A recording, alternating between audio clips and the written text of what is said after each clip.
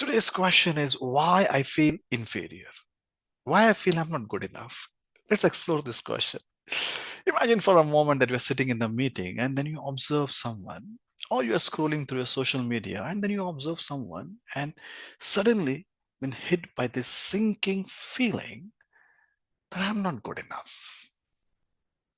Here is that feeling of inferiority, and it's just not one more unpleasant feeling, but this feeling is a direct pipeline to stress and can become a big barrier in your growth. Let's understand today. But the first truth we need to understand that this feeling is not the truth about you. Like many core beliefs and conditioning, even this conditioning and wiring, many of us have got from the childhood. Let's explore. Let's start with the first basic truth, simple truth that when you feel inferior, this feeling cannot stand alone. It's a comparative feeling.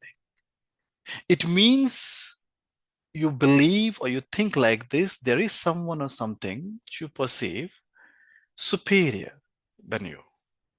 If you do not compare, there is no feeling of inferiority. So the question becomes from where this feeling of comparison is coming. And it's happening automatically because you're conditioned to think like this. And most of these conditionings and core beliefs are not formed overnight. They're formed during our childhood. Moment I say childhood, many times people have this habit of rejecting, let's not go to the past, but that past is your truth. If you are in 40s, your childhood is 20 years of your life. It means the 50% of your life is still your childhood. So it is just not important from value point of view, even from a volume point of view. So this habit of comparison, is it coming from my childhood? Let's understand. If I take example of my childhood. When was the first time I compared myself? And I remember this. I remember when I was in 7th or 8th standard, sitting in the classroom maths exam, and suddenly I observe one of my classmates, his name was Ranjit, and that day was a maths exam, and I was observing the way he's so peacefully and quickly solving the maths problem, one after another, writing. And here I'm not even able to move my pen. Forget answering the question, I'm not even understanding the question. And the feeling was that, am I dumb? Same teacher, same book, same school, same classroom, same pen. Am I dumb? Am I a fool? Now, one thing we need to understand that in many Indian schools, maths has become the instrument of fear. Understand why? You will remember during the elementary school, there's often a habit of maths teacher coming and asking children, 2 plus 2 is equal to, and tell me quickly. They expect quick answer. Now, when the teacher is expecting quick answer, the children develop the habit of accessing the answer from their memory. And at its core, maths is not about memory, it's about logic, it's about strategy of addition, the answer of 2 plus 2. So those kids who have learned 2 plus 2 10,000 times in front of their mother at home, 2 plus 2 is equal to 4, 2 plus 2 is equal to 4, they will say, 2 plus 2 is equal to 4. And when they answer, they feel that yes, they have learned maths. But elementary school, of course, we declare the success very early as a child. And suddenly, when someone is asking 13 plus 29, if there is no memory of 13 plus 29, then child feels, okay, I'm not good in maths. And slowly they develop fear for maths. What is the big problem here? The big picture here is maths is the best exercise for your prefrontal cortex. At the age of maybe when they are in elementary school, the amygdala and other parts of the brain, the ancient part of the brain is well grown, but prefrontal cortex is still growing. Till mid 20s, the construction is still on. But the early age, when children develop fear for maths, they lose the whole opportunity of strengthening their prefrontal cortex. And they develop a relationship of fear with numbers, and they suffer as an adult because money is also numbers, business is also numbers. I'll come back to the point, come back to that class again. So I observed Ranjit. I said, okay, Am I poor? Am I dumb? And then slowly I started building this habit, because you don't meet your classmate only once in a month, you meet every day for years. So it's not about maths now that I am bad in maths. It's all about habit of I comparing myself with someone and concluding I am not good enough. And classroom is just not one training ground for building this habit. The bigger training ground is your home. Most of the strong, deep habits are wired at home. Imagine a family with siblings, sisters, brothers, they're living together. And if there is a remarkable difference or noticeable difference between two brothers and two sisters, the environment itself becomes the mirror for that comparison. Your parents directly, indirectly, unknowingly will keep reminding you, see your brother, see your sister. And the child develops this dirty habit of seeing his worth always in comparison with others.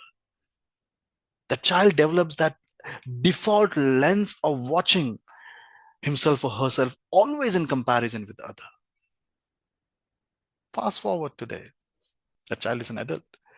In the office, you see someone doing good, getting increment, getting promotion. There is no comparison between you and that person. That person is a different person, different skills, different upbringing, different education, but still you compare, because stronger the wiring, stronger the firing. You are firing your automatic habit of comparison. And moment you do that, moment you compare, there is a deep conflict in your brain. The conflict is, I want to be like this, but I am like this. And every conflict is being detected as danger by the brain, threat by the brain, and the brain releases cortisol, becomes your internal atmosphere completely stressful. You cannot even focus outside when you are stressed from inside. We do not have the biological capacity of doing that, because for your internal world, the survival is the priority. And you might pretend in front of the world that you are active, you are focused, but internally, you're completely focusing only on that conflict.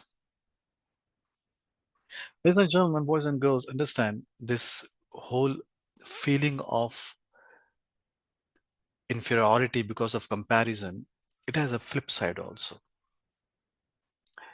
Sometimes when you are doing good in your life, you have a lot of achievements, you will start comparing yourself with others who are not doing good and then feel superior. A habit of comparison. And then this moment you feel superior, your behavior will automatically change. Maybe you will become slightly distinct, or I'm not like them, I'm different, or maybe slightly arrogant, or start becoming a little judgmental, and all this wise advices which we have got, that you should not be judgmental and this and that, you will not able to implement, because the very feeling of superiority will block it, because that has become your pride. And one very wise person said in Himalayas, I've met him, he said, Praveen, the pride is the first step towards failure.